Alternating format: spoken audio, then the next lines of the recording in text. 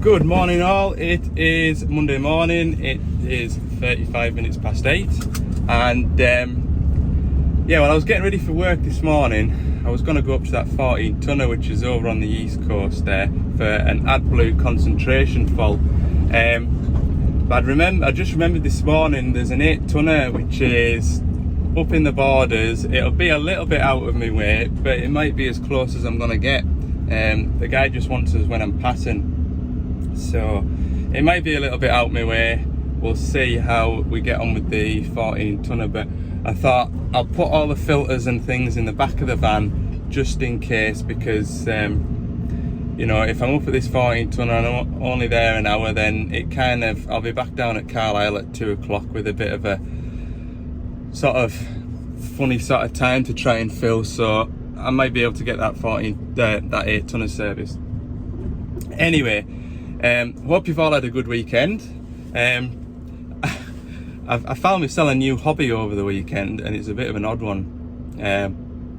So bear with us. I was cutting the hedges in my back garden, and it was a lovely day yesterday, bright blue skies. And as I was cutting the hedges, there was these vapor trails all coming up over my house, and then they were sort of turning right. And there was another plane coming up and doing the same thing. I thought, I wonder where they're going, I wonder what they're doing. So I had a look on my phone, and there was an app, Flight Radar, and it's probably been out for a million years, but I clicked on it and downloaded it to see what these planes were doing, and oh, it was fascinating. All these planes coming up, they literally come up to sort of Cumbria and then turn right and they head away to America and Canada and spots like that. I thought the jammy buggers are away on holiday, and I'm down here cutting my edge in 25-degree heat. Anyway, for the rest of the day, every time I looked into the sky there was a plane. I was on my phone. Oh, that's going up to Edinburgh, that one. Oh, I tell you what, I think I bored my wife. So that's my new hobby. I'm now a plane spotter. Anyway, right. Oh, another bit of admin before I get started with the day. We're up to 1,900 subscribers on YouTube. Well, it was 1,906 when I looked this morning. So there's 94 subscribers to go till we hit the big 2,000 mark. So I wonder if by next Sunday, I wonder if we can hit 2,000 subscribers. So if you haven't already and you've been watching these videos for a bit, hit the subscribe button. It doesn't cost anything. All it means is when I put a new video on, it puts a little notification on your YouTube app or your YouTube to let you know that I've put a new video on. And if you're new to the channel, videos are every Monday night, Wednesday night and Friday night, which is BT internet depending, because last week the Wednesday video didn't come on until Thursday morning. Handy. So yeah, that's where we're up to. I'm gonna get on with this drive now. It'll be about best part 2 hours 20 minutes I think it is, up to this 14 tonner AdBlue concentration low, I think it was. The fella just filled up on Friday at lunchtime, and within an hour this fault came on, so we'll go and see. I don't think it'll be a AdBlue quality sensor fault. I think it's more likely to be the stuff that he's put in it. But we'll go and see. All right, I'll catch you up there. But it should be a nice drive anyway.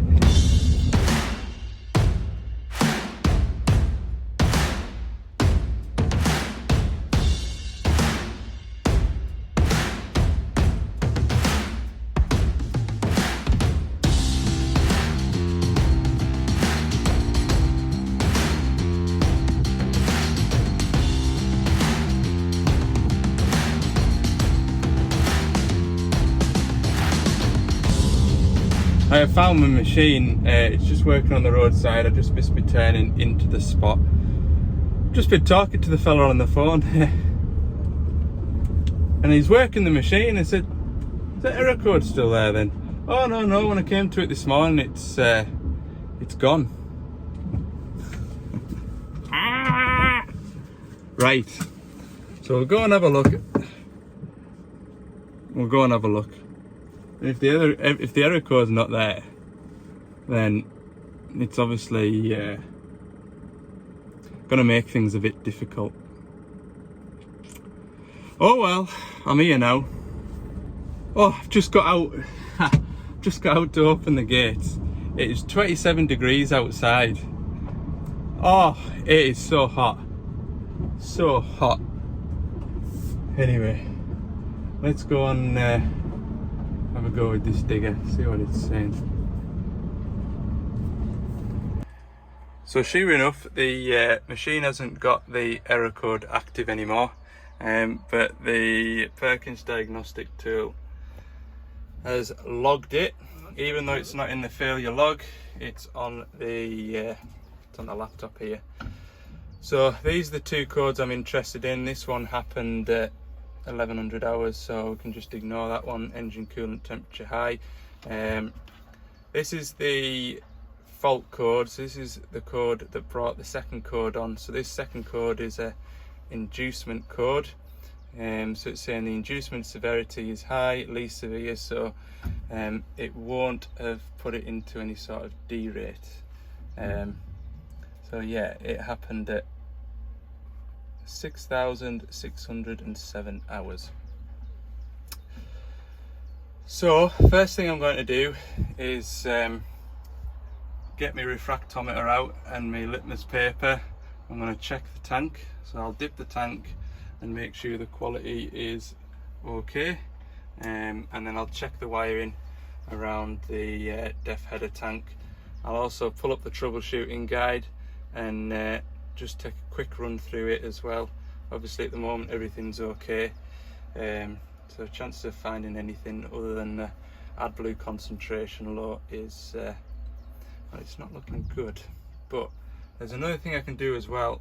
If I go into information and go to, is it ECM summary? No, configuration. Look at the configuration and then look at the diesel exhaust after treatment configuration. I think I need. And you can see if the tank quality sensor is installed. So depending on the software version, the AdBlue quality sensor will either be installed or uninstalled. So like I've said in the past about software updates on machines, the AdBlue quality sensor will either be installed or uninstalled. If the AdBlue quality sensor is uninstalled, then the machine uses both the NOx sensors to determine what the AdBlue quality is. And you do sort of find that the AdBlue quality has a little bit more leeway, a little bit more freedom to move between 33% urea. When the quality sensor is installed, it's a lot more accurate, and the Perkins system only gives it a 0.5% tolerance, so your AdBlue quality should be 32.5% or 33%, 32.5%. So you've only got 0.5%, so you can only go up to 33% or 32% before an AdBlue quality issue is recorded, so that'd be quality high or quality low. So I can see that the sensor is installed, so I'll have to be really careful to look at the quality of the AdBlue when I look through my refractometer, because I'm just looking for 0.5%. So yeah, we'll go and get a look now, see what the quality is. So first thing I've done is I've just taken the lid off the tank and I've given it a bit of a sniff test. Does have a little bit of a diesely smell, but you've got the refueling pump in there as well, and with it being a hot day it might just be the fumes of that, but it does smell a little bit diesely. I'll show you now if I can get it to focus the refractometer. Where's the camera at there? Hopefully you can see. Where's the best? You can just about make out, but I can see it better with me naked eye, but that is absolutely bang on the mark there at 30 2.5%, which would be right because the error code has gone. So I'm happy that the AdBlue quality is okay. Another thing that can cause an AdBlue quality issue is if the AdBlue pump, when the AdBlue is not being used and it puts it back into the tank, bubbles can formulate and it'll sort of put bubbles into the tank, and the AdBlue quality sensor sees the bubbles and that can put a error code on as well. So I think as a course of, I mean, it's like I say, it's 2 hours 20 minutes to get all the way out here.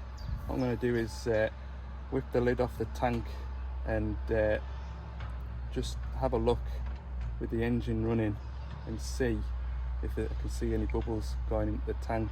Another thing as well is it's 6,500 hours on this machine, and there's a teabag strainer filter inside the tank, and it's not on a sort of service schedule, so to speak, but it is a replaceable part, and for the cost of it I think it would be worth just changing that as well, so just while I'm here. And obviously once I've got the lid off, I can get my litmus paper in and just check that there's no contaminants in the AdBlue as well, because like I say, there is a bit of a smell, but I'm not too sure whether it's the smell from the diesel pump, which is also in the front compartment there. Okay, so the machine's just running there, and what that's doing is doing its normal dosing cycle, and I've just had my phone torch pointed in there just to see if there's any bubbles while it's dosing its AdBlue. Can't see anything at the moment, it just seems to be sort of quietly percolating. There's no little air bubbles or anything to see, but I did notice with my torch shining on the top of the AdBlue in there, there's a bit of sediment, so I think when we get the lid off the top of the hydraulic AdBlue tank, we'll get a better look then and see if there's any sort of contaminants in there. I am, like I say, my concern is that sort of diesely smell coming out of the AdBlue tank, or what I think is coming out of the AdBlue tank. So while I'm here, it'd be foolish not to just investigate that a bit further, just to make sure that everything's okay. So that's what I'm going to do. And I've said it before and I'll say it again, these refractometers, just a Draper refractometer, I bet they're no more than 40 quid, and it would pay you, just if you're filling out of 20 litre drums that you're pulling out of an IBC in the yard, it would pay you just to double check the AdBlue quality before you put it into a machine, just to make sure that the AdBlue quality is where it should be, because the Perkins system on these machines is, like I say, it's a 0.5% tolerance. So yeah, it might work in your John Deere tractors, it might work in your Scania wagons, but those AdBlue systems might not be as strict as this Perkins system is. So that's my thoughts on that. Anyway, I've said in the past, treat AdBlue like you're going to drink it yourself. So yeah, you wouldn't drink something that you wouldn't drink something out of a container, and you know, out of a container that you didn't know where it had been, so to speak. So just bear that in mind. Okay, right, that's finished running up now. I'll take the lid off the AdBlue tank and we'll have a look in there. So now that I've taken this step off and I do the old sniff test in there, it does smell a lot more like AdBlue rather than diesel, so I'm now a lot less concerned that there's any sort of contamination in there. But I'm still, once it's finished doing its rundown, I'm going to isolate the machine. I'm going to take this AdBlue pump off. I'm going to pull the header unit out of here, just replace that filter in there, because in my experience, about 6,000 to 8,000 hours, we might start to see low AdBlue pressure faults, and that can just be that teabag filter in there, just clogged solid. So while we're in here and we've come this far, we might as well do something productive and just double check that that's okay. I'll also probably change the AdBlue filter in here. I'm not too sure when it was last changed, so we'll just take all the relevant precautions just to make sure that the machine's not going to come on with an error code when I'm back down in Carlisle. Cool. Right, so I've the header unit out, and filter isn't too bad, to be fair. I've just put the litmus paper in, so this stuff will turn like a dark bluey purple if there's any hydrocarbons inside the tank, and that's pretty clean. That little blue blob there, is just where I've had it held with these needle nose pliers. So yeah, we're all good in there. So I'll change that filter anyway while I'm in there. I'll also do the AdBlue filter, put it all back together and give him it back, let him work it. I think we'll just put it down to, the AdBlue level was low, and he filled it up. So I just wonder whether it's got itself a little bit upset that it was too low. We'll see, but it is reassuring that the fault has healed, so the AdBlue quality is back up to standard. So yeah, we'll just have to see. Another thing to point out as well is that it was a similar day on Friday as it is today, really hot, and as we know, AdBlue should be stored at about, was it 16 to 25 degrees. So I mean, it is entirely possible that with the AdBlue low, the AdBlue's kind of warmed up a bit with the sort of exterior heat and the heat of the machine working as well, and it's degraded it slightly.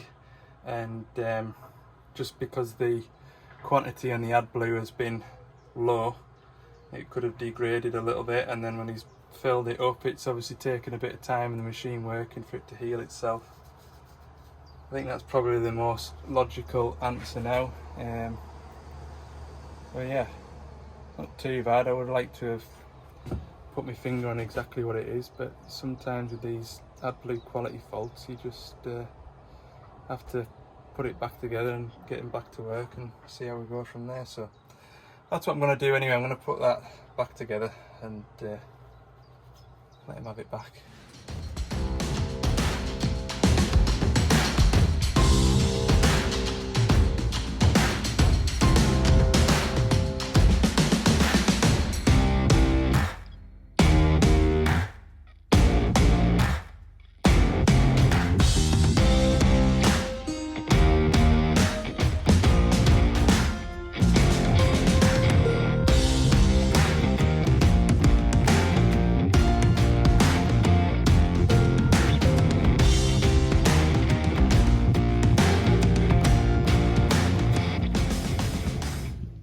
Right, that's it back together. So before I put this cover back on, I'll just show you what is what. So this is the header unit for the AdBlue tank. So in there you've got the quality sensor and the AdBlue level, and that speaks directly into this AdBlue pump. So this is the pump and after treatment controller, and so anything to do with after treatment on this machine, so anything in that exhaust there and the EGR and stuff like that, this here is what is controlling it. So anything AdBlue related, this is talking to the ECU, and it's also talking to the EPOS inside the cab. So this is its own sort of controller ECU type of thing.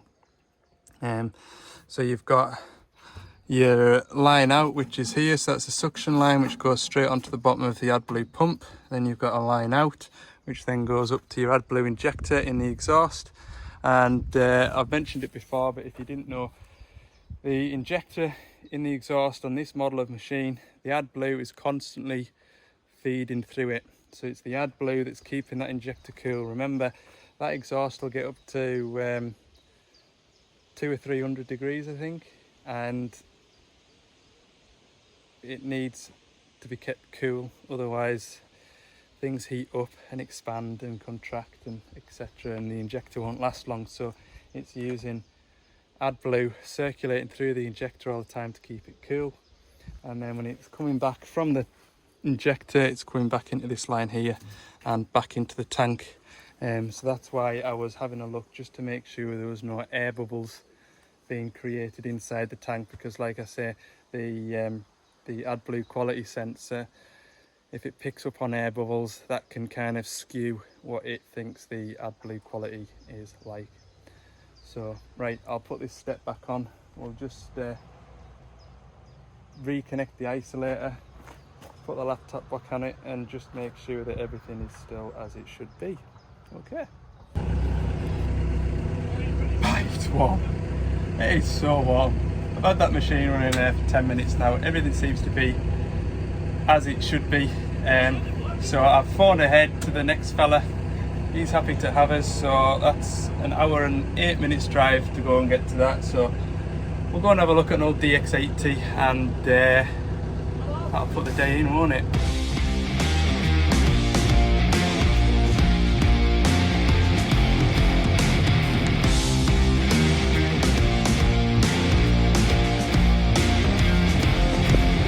Right, last digger of the day. It's a DX80. It has done, I wonder how many hours it has done. 5,280 odd.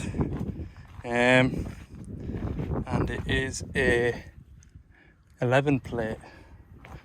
God, 11 plate still sounds fairly fresh, but when you think about it, it's 11-year-old that. Anyway, jobs to do on this digger. Got that oil leak to stop on here, and you can see it's been welded before. Been welded a few times actually by the look of it. So I've got a new fitting for there. There's a bit of oil about the oil cooler down there, so we'll have to determine. It's bad to judge really, and I'll tell you for why. Because you've got a fitting here. This is a hydraulic oil cooler. So this radiator is split in two. You can see you've got the coolant on one side, and you've got a hydraulic oil cooler on the other. But yeah, there's a fitting down there that looks damp. So with a bit of luck, it might just be an O-ring. Worst case is the cooler itself is split somehow. Now I've got that to do. It's to service as well, and this bottom roller here has seen better days, so I'll get that changed. That'll be easy enough, that's alright, I don't mind that. But yeah, this oil leak on here, just because the fan's obviously constantly going round, it makes it bad to judge where the oil leak's coming from, because if it is leaking down in that corner, it is possible that the fan's blowing it down and out through here, making it look like that fitting's leaking. But I'll take this cover off and have a good look.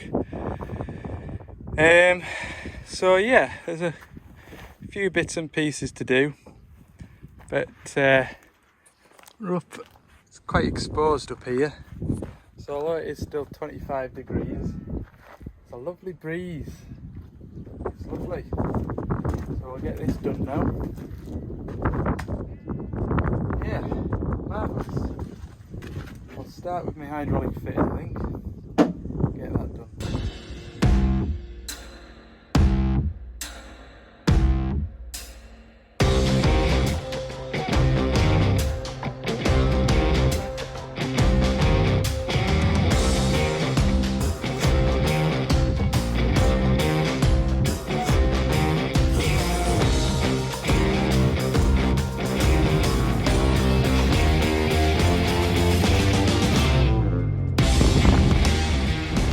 There we go, new fitting on. I've give it a good clean out with some brake cleaner. So yeah, when I've cleaned this area off shortly, once I've serviced it, I'll run it up and just make sure when I'm running it up to look for the oil leak over there, I'll just be able to keep an eye on that as well, make sure that's sealed. But that should be that now. So yeah, next thing I'm going to do is I'll pull this cover off and I will carry out a service. and then we'll have a look at that.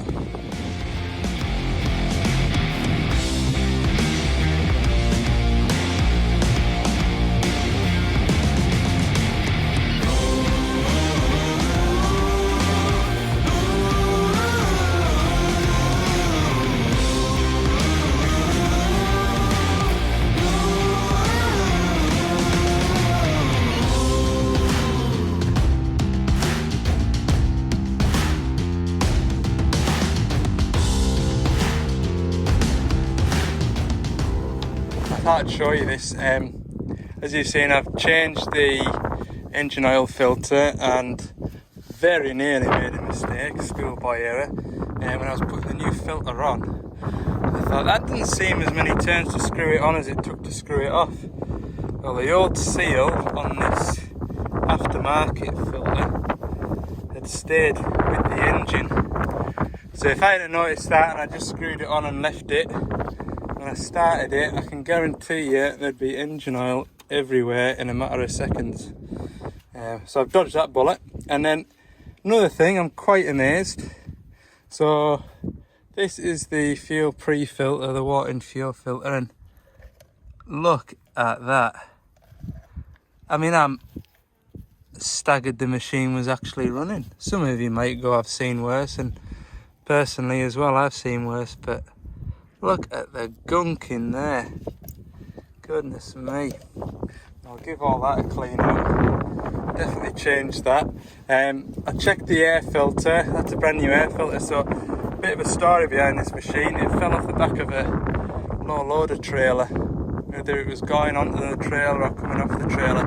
The fella had lent it to somebody anyway, and it had fallen over. Hence why there's a bit of cosmetic repair done to the machine. There's a bit of overspray, and that's a new idea. Homemade plate to cover the hydraulic tank. But yeah, it's been patched. It's had a few sticky plasters put on it. So I think they've already changed the engine oil and filter, but I'll change it again. So I'm up to date with it. So air filters are okay. I'm going to do the fuel filters and the hydraulic filters. I've cleaned this up around here, so when I'm working it I'll be able to see, but when I don't know if the phone will pick it up that well, but if you look sort of further on down there, there's quite a bit of oil in there as well, so I think it's more likely the cooler leaking as opposed to that fitting. But like I say, the fan is going to be moving a lot of the oil around as well.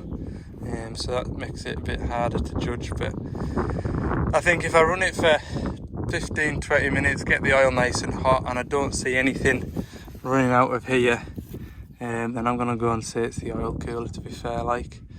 So yeah, it's ages since I've done an 8T. They are different to the 8.5s, and in the 8.5s there's a little cup here that collects the engine oil when you take that filter off, and it kind of dribbles it out the belly plate. On the 8Ts it just runs onto this and it runs everywhere, and to be fair, if you don't take this cover off you never get it all anyway, so it was no great hardship taking that cover off. Right, I'll keep going.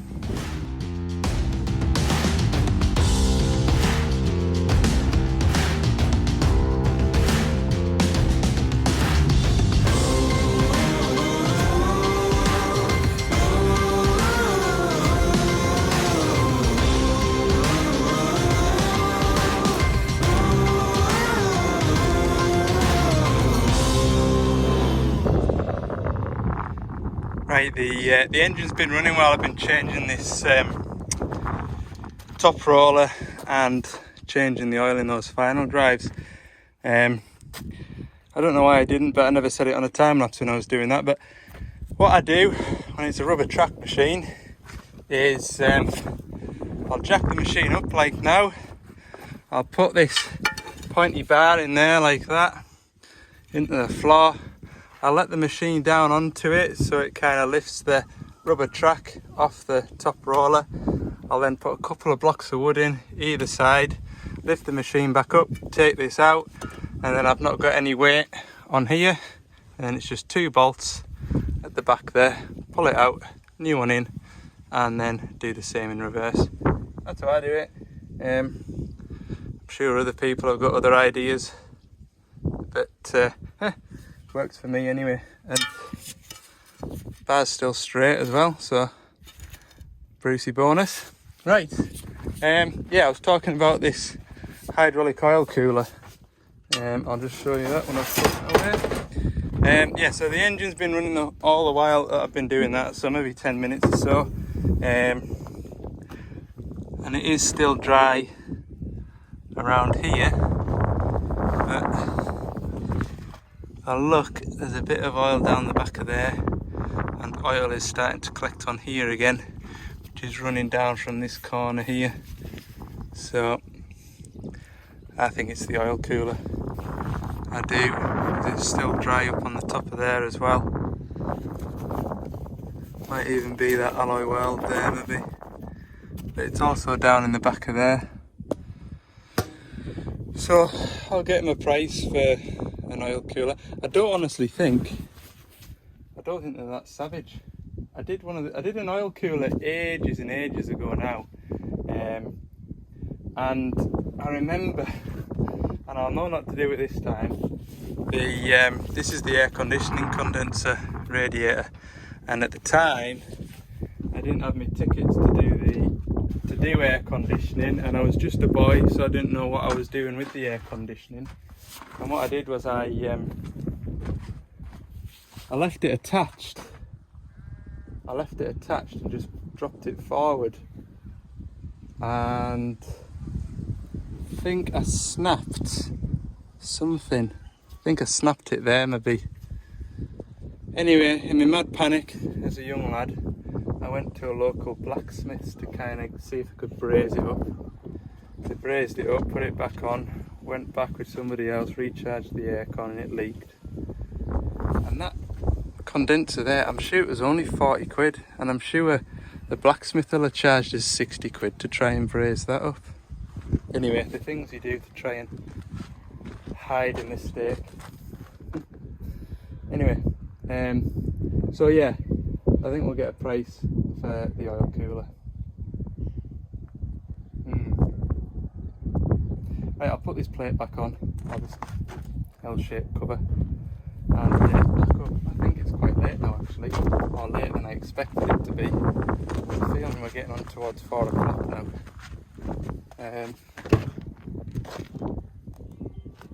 Yeah. 3:45. Still got 2 hours to get home, so yeah, I'll put all this back together and we'll leave it there for today. So thanks very much for watching, and don't forget, if you haven't already, don't forget to hit the subscribe button. If you enjoyed the video, give it a like, and for more bits and pieces throughout the week, head over to Ali's Digger Diary. See you tomorrow.